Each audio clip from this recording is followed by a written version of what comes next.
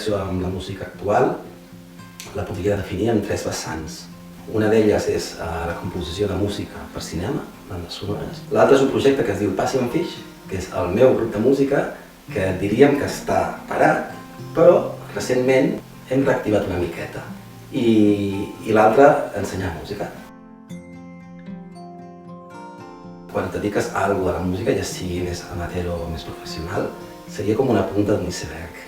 En el fons, tot està motivat per alguna que hi ha a sota, més a dins, que és el que et porta a relacionar-te o dedicar-te a la música d'una manera o d'una altra. Però tot té una raó de ser en comú i essencial. Doncs a una persona li porta a tocar el cello en una orquestra, a l'altre li porta a cantar en un grup de hip-hop, o a un altre això, a estar en un estudi i poder composar música. S'hauria de dir que jo soc un músic autodidacta principalment, tot i que he tingut alguns professors de guitarra, de piano, d'harmonia. La majoria és autodidacta, amb els amics. Jo em remunto a quan era petit, allò amb 6-7 anys, els records que tinc és que a casa el meu pare tocava. Des d'un llaüt que tenia de quan era jove, del poble, també vaig tenir un Casio PT1 d'aquests petits i, bueno, comences, sents música i tens interès.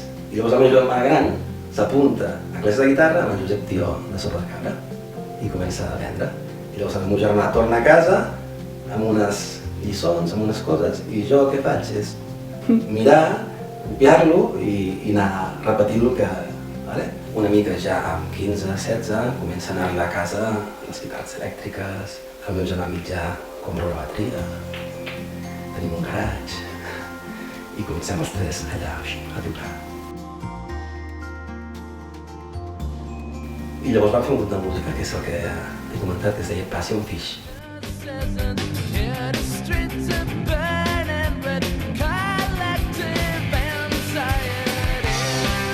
Els 3 germans, i es van afegir 2 germans més, i comencem sobretot amb les versions, no?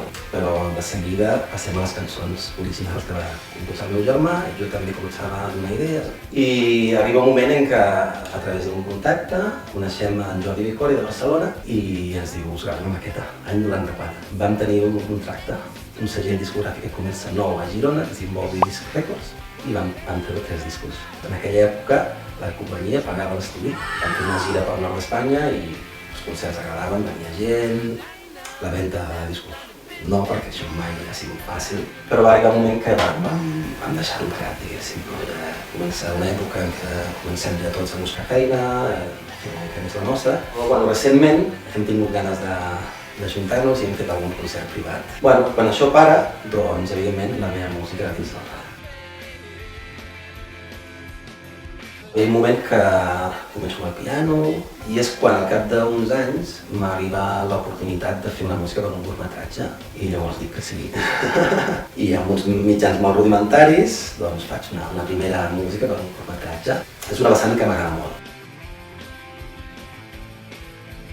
Jo no havia fet classes mai abans com a professor. Em van proposar de fer classes de guitarra, algunes particulars, però també a una escola, com a classes extraescolars, tenia una mica de por. I al principi, sobretot les classes en grup, no tenia experiència i no era gaire fàcil, però en canvi a nivell particular m'he trobat amb alumnes que hem connectat molt bé i ho he disfrutat molt.